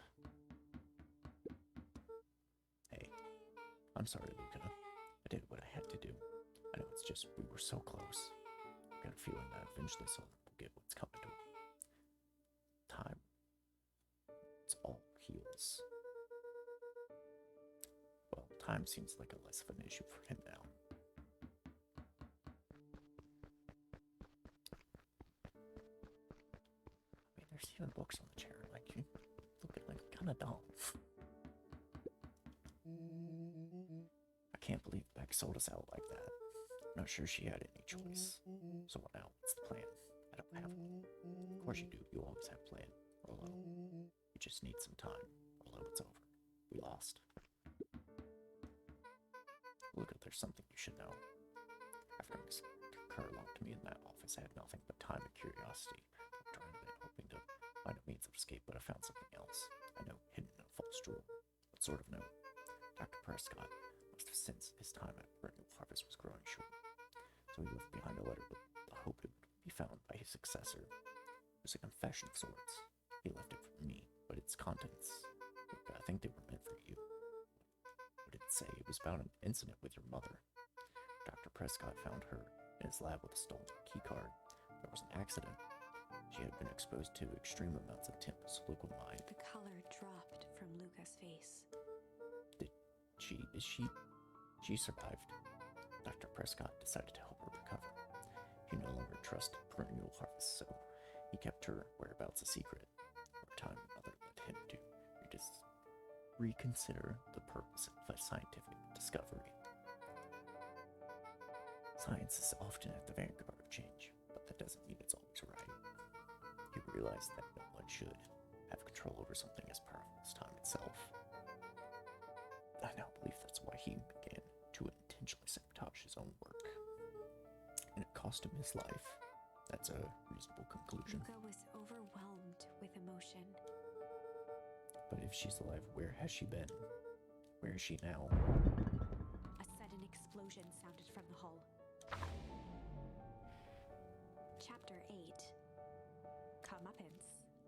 Ears still ringing, Gran picked herself up off the ground. Through the dust and smoke, she looked over to see Mrs. Fratelli helping Hiram Tolliver to his feet. She'd had to beg, borrow, and steal to acquire those explosives. How many nights had she spent visualizing how she'd use them to make things right? And now, her one shot at destroying the source, that damned hole that swallowed so much of her life, was gone. Traded for this jagged hole-in-a-wall and a foolhardy shot at rescuing Rollo. With Fratelli and Tolliver at her side, she stepped through. It was a strange feeling. The last time she'd stalked this maze of hallways, it was in a different body. They quickly rounded a corner to find a group of clipboards guarding a door. Something worth guarding is probably something worth seeing. She leapt forward, brandishing her cane. If her last chance at vengeance for things lost was truly gone, she would just have to fight to keep what she still had.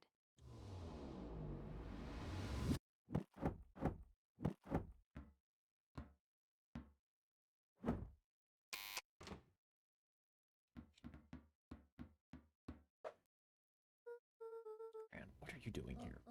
Luca, what are you doing here? We're here to save Nellie. We're here to save Rollo. Hey, Miss Luca's Gran. That's awfully nice of you. But I'm fine. Oh no, what did they? Gran, there's no time to explain. We have to go now. Come on, everyone. We've got a party to crash. They made their way out from deep within Perennial Harvest, just as Solomon finished up his speech. Thankfully, we can disperse with the formalities from here on out. Solomon pulled a glass vial from his pocket. We've got to stop In it. one smooth motion, he downed its contents. A triumphant smile grew across Solomon's lips. No.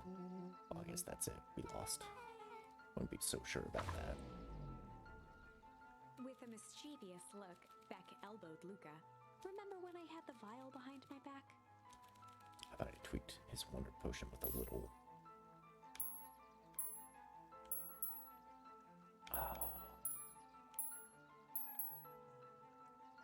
There's several options. I'm gonna go with change. I might have tweaked his wonder potion with a little change. Like pocket change? You're a lucky penny. Yeah, I popped it in the vial when no one was looking. What's that going to do? No idea. That's the beauty of science. Now we observe.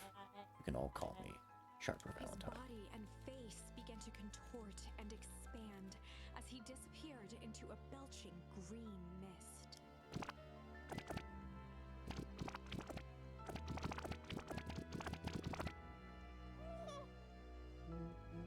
Holy crap, he's a baby. Yeah, but he's still Sharper, right? What he was no longer matter. This is an innocent child. I apologize for all the harm my father has caused you. Eris awkwardly cradled the squirming child. She looked to her brother, her voice shaking with uncertainty. Augustus, what do we? We do what Valentines always do. What must be done? I'll hurry home and prepare a crib for father, young Sharper. It'd be a great help. Thank you. She looked back down at the infant with equal parts kindness and terror in her eyes. With a shake of her head, Eris addressed the crowd with a stern scowl. Okay, everyone, the show is over. You may leave now. Epilogue. Beacon Pines' coldest summer on record came and went without much fanfare. Folks shared what they had and none were left wanting. The new school year was ushered in by the falling leaves of autumn. After everything Luca, Rollo, and Beck had been through, middle school was unbearable. The chill of winter didn't seem to bother people much. They kindled a hope for a better future in their hearts. When spring arrived, farmers planted their crops with a sense of joy and optimism. And as the dawn of the first day of summer came again, its light slowly spread through the shallow valley. It crept over the town square, across the river, past the neglected welcome sign, and came to rest on a young boy sleeping at dawn, his mind at peace, knowing he is here for a reason.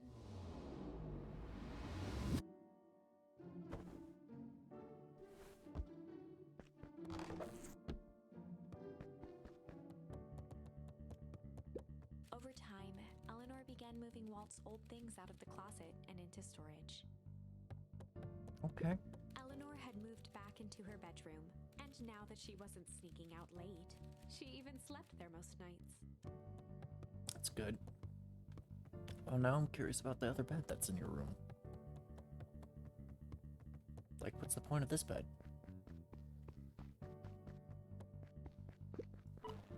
Rollo, are you up yet? Roger that. It's a beautiful day at Mission Control. You're gonna swing by. Be there in a minute. Okay. Sure.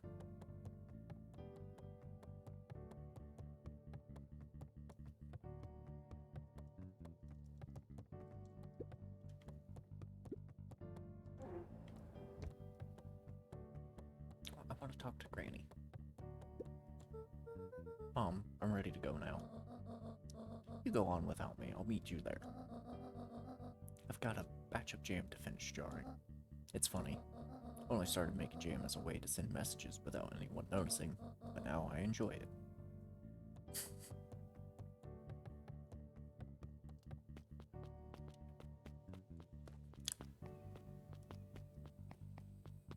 But you don't know that the tree was moved. They also took away the grave.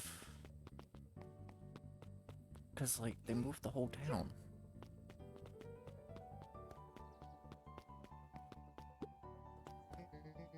I hear you and Rolo have big plans for that little tree house. Yeah, it started getting crowded after we revoked the max capacity 1 Rolo, 1 Luca rule, so we decided to expand. At least we got some help with that. How's the internship at Nelly and Lona's shop going? It's been great. I'm hoping it helps me get into the School of Agriculture up at State. Also, Nelly said she'd write a letter of recommendation, which would be huge. I just can't help but worrying about leaving Rolo. He's grown up so fast, but he's still my little brother. Yeah, he's had a heck of a growth spurt. I just don't mean grown, literally. This morning he was up and finished his chores before I even had breakfast. Well, some of that might be his excitement about the treehouse visions. Don't tell him this because it'll go to his head, but I'm really proud of that little punk. I'm sure he feels the same way, but he's just too dang proud to tell you. I know. Is Rolo gonna, be a normal kid again? Hey guys, how's the tree planting going? Couldn't be better. I'm so grateful to Lona and Nelly for letting me help. I just wasn't built to be a mayor. Too much bureaucracy. Guess we finished cleaning up the sidewalks. What's next? Perennial harvest collapsed. Most of the clipboards skipped town, but some stuck around and dedicated themselves to making things right. Anyone with a knack for art can help paint the new offices. You can count on us. Well, it looks like you really found your calling. I never really felt comfortable telling people what to do. Now this right here. This is something I can be proud of. Slow and dirty hearts. How's the napping this morning? The most underrated part of a good nap is the view. And the view's getting greener every day. Nice.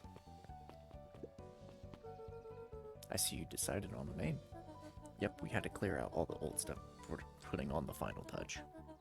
Slow and Dirty Harvest is now official. I like it. It was actually Nelly's idea. Still a lot of work to do. The name serves as a reminder. Just because progress is important doesn't mean change should happen fast. In fact, I've learned that the more you care about something, the more important it is to take things slow. Our motto is go slow and fix things. Amen to that.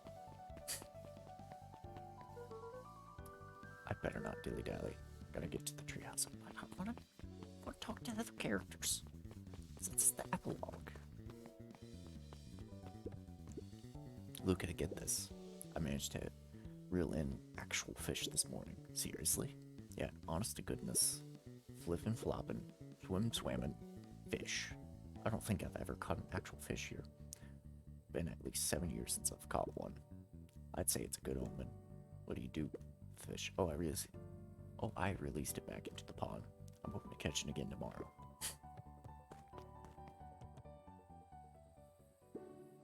A little higher. Yep. A little lower. Yep. Little higher. Yep. I'm telling you, the angle isn't the issue. We need more power to the radio. Luca, there you are. Would you tell him it's not the angle? Hey, I'm not in charge of antenna redesign. Fine. Iggy, just don't do anything drastic until we get back. Who, me? Tish, you're in charge while I'm gone. Yup. They'll be fine, right? It'll be fine. If we really want mission control to turn into something bigger and better, we have to loosen our grip a bit. You're right. Lead the way.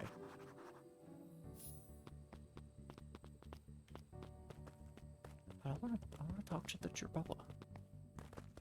Also, maybe like let the kid be normal. Young Mr. Van Horn. How's little Solomon Sharper doing? Young Sharper seems to enjoy nature more than I. We do a lot of strolling these days. Has he, attempted to crawl out of his crib and plot world domination? Yeah. Thankfully, no. I spoke at length with Dr. Moto, and she feels that Sharper's infant mind was not developed enough to obtain his previous memories. For all intents and purposes, the child is unmolded clay. Let's hope he's a little nicer the second time around. That is the objective, yes. But really, all I can do is try and hope. Two activities I'm endeavoring to find less distasteful. Well, I think you're doing a great job, and the whole town is ready to help however we can. I can't wait to teach him to throw a baseball. Eris did her best to ignore the tears welling in her eyes. That would be acceptable. What's today's news that needs knowing? I'll give you tomorrow's headline today. An old friend, Patrick C. Montesquieu, aka William Kerr, just performed a stirring rendition of The Ice Cream Man Cometh at the State Correctional Facility. I hear there wasn't a dry eye in the house. Well, I guess he has plenty of time to work on his craft. What's up, Dawn? I'm glad you swung by. More follow-up questions for your story? Nope, I got everything I need. Thanks again for that. I sent a draft of the story to the reporter in Capital City. They offered me an internship. Of course they did. You're an amazing reporter. I don't know about all that. A story about a phony corporation picked up an entire town of people and moved them to cover up a massive illegal mine shaft full of incredibly hazardous chemicals. Sort of writes itself if you think about it. Just don't forget, when you become a fancy big city reporter, Capital City isn't that far away. You're gonna have to come back from time to time to check in and see what sort of new trouble you've gotten yourself into. Sorry to disappoint, but my adventuring days are over. We both know that's not true. What makes you say that? Call the reporter's intuition. Hello, clipboard. Mrs. Fratelli glowed with a carefree smile. Is that your suitcase? That is 2 weeks of unencumbered tranquility. Excuse me. Would you be so kind to take my order? 2 weeks of sand, margaritas, and forgotten obligations. Excuse me. I would love to place an order. Mrs. Fratelli sighed with a zen-like calm.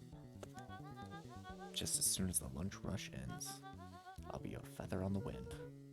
You're going on vacation for the first time in years. And I've got you and your mom to thank. Why is that? She didn't tell you yet. You two are going to fill in for me at the diner while I'm gone. Just like old times. It's fine. I'll wait.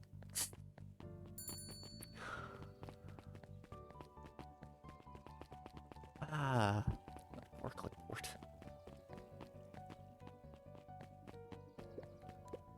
Luca, do you want a biscotti on the house? I don't really have time. Ariel, you gotta come and see this. I finally did it. I pulled the perfect espresso. Look me. If I didn't know better, I think you're proud of something. As if I know. It's too late. You are now officially a person that cares.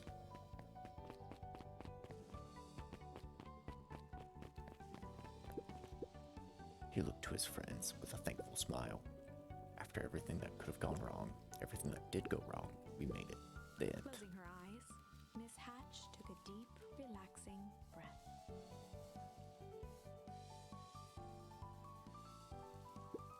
Oh, hello, Luca. How are you? Really good, actually. That's wonderful. Did I miss anything? I think you're pretty much up to speed.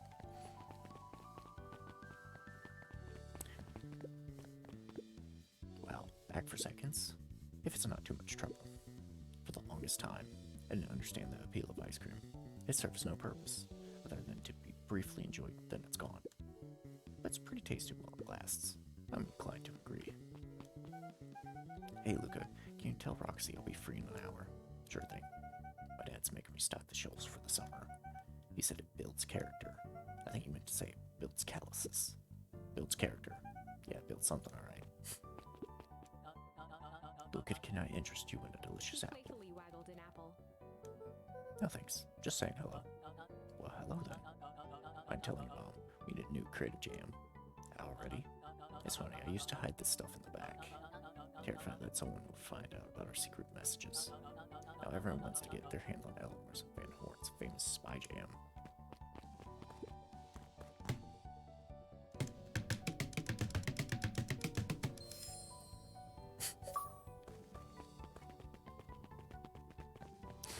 I don't know why that's an achievement. Why isn't that an achievement?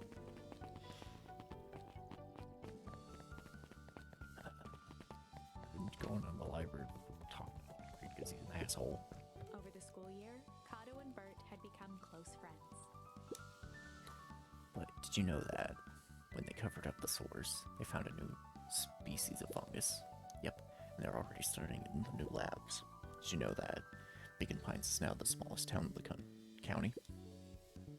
Yep, close to the population before Perennial Harvest moved in. Things typically went on like this for quite some time. Both of them are nerds. It's great. I can't believe it's over. Yeah, the town's really starting to turn a new leaf. The town I was talking about, Hank Atomic. I just finished the last issue. How was it? It was great as always. Hank finally returned to Earth. But I just feel weird now. Weird can be cool. It just means you're ready for something new. Any suggestions? You could ask Miss Hatch about what she's always reading. She seems to really enjoy it. Maybe I'll do that. What's up, nerd? Luca peeked over Piper's shoulder. Laid stealthily inside a large volume of mathematics was the first issue of Hank Atomic. Piper, are you reading Hank Atomic? Do you mind not telling anyone? Kinda got a reputation to uphold. Oh, it's nothing to be ashamed of. Just about every kid in town reads Hank Atomic. Honestly, I'm excited for you. What I'd give to start over fresh, to experience it again for the first time. I guess that's the downside of finishing something nice. At least now I can enjoy it again through you. Just tell me about it as you go. Sure thing.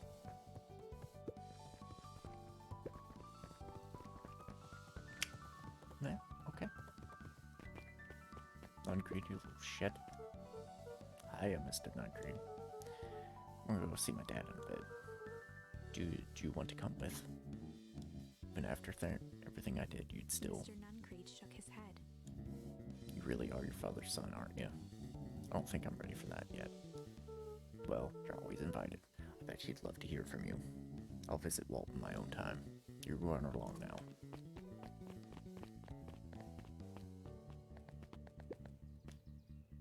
With Perennial Harvest gone, the transportation tubes were left unused. Come on. Come one, come all. No one is too big, no one is too small. For just wild ride. Maybe Well. not completely unused. Just one piece of candy. For the ride of your life. Who's next?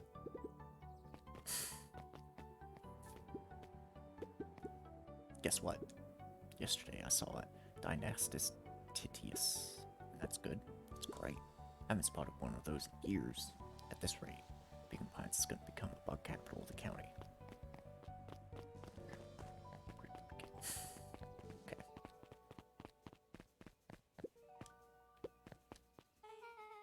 I have news I think you will enjoy. This morning I unpacked my last box. You're officially moved in. It's just a box. Let's not blow this out of proportion. It sounds like an awful lot like you're putting down roots. I guess I decided this place is root worthy. You're gonna be stuck with me for the foreseeable future. I do have to warn you, most years aren't gonna be as interesting as this one. I'll think I'll manage. Ready? Before we go, there's a bit of a surprise.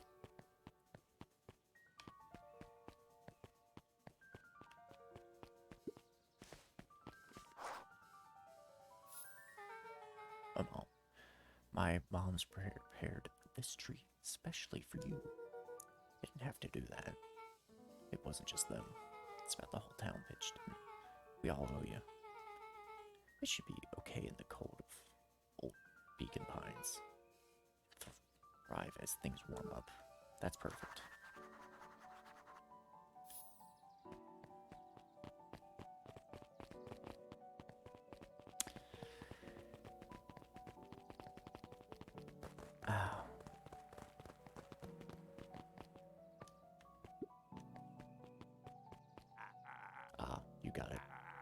Now that's a good looking tree. Being a special occasion and whatnot. This ride's on the house. You want to go hang on tight to that little tree.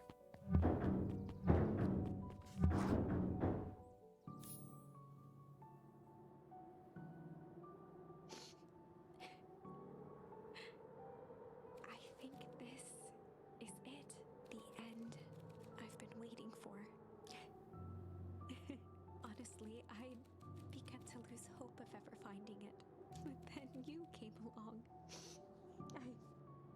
I don't know exactly how to thank you.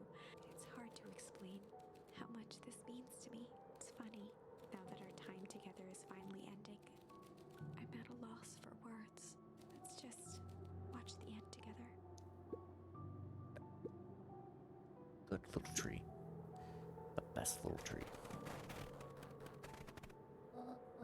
Thank you, children. This means a lot. Yeah, thanks for everything. Shops, I only did what any super awesome best buddy would have done. Should probably give you some time alone now. You good? Yeah, I am. It's been a wild year. How are you feeling? Everyone keeps asking me that. I'm fine, really. Papa always says the only thing fitter than a fiddle is a cello. I feel like a dang cello.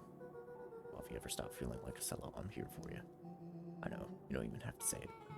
You two make an awesome pair. Excuse me. We're a trio now. Yep. Thanks. There's just one thing missing now that you're part of our group. Missing. Let me tell you a little story about a man named Hank Atomic. Oh god. It won't be long. We'll be waiting for you back at the phone booth. I found the perfect way to start our summer. Yeah, but what about Rollo becoming a child again? You've got some good friends. I'm so proud of you. Your father would be so proud. Or like Gran being a little bit younger? I know. Can I ask you a question? Do you ever dream about Dad? No night goes by that I don't. Are you ever afraid that you're going to forget him? Forget what he looked like, forget his voice? No, because so much of him lives on in you. He loved that old tree, but I know he would have loved this one, because his two favorite people planted it. I'll give you two a moment.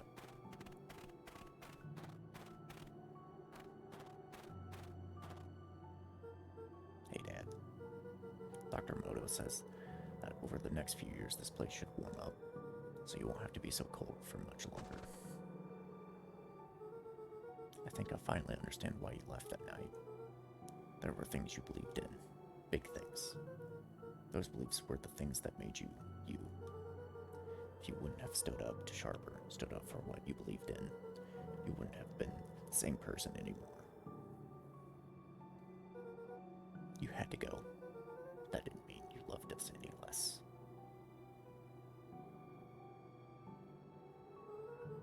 I might not visit you as much as I used to. I know you understand.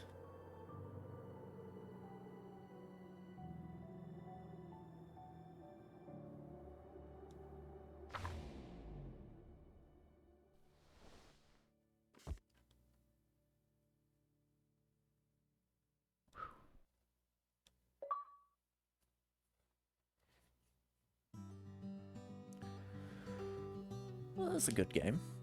I enjoyed it. For a short little story, it was pretty good. I enjoyed it. Like, I really do. It was pretty solid.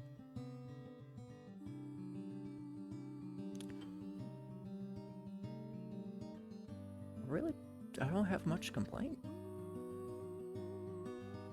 Like, there's a few things that I'm not too fond of, but it's not an actual complaint. It's good. I really enjoyed this game. Solid game. But thanks for joining, watching, etc. Tomorrow might play something different. Might do something different. And well, anyways, have a nice night. See ya.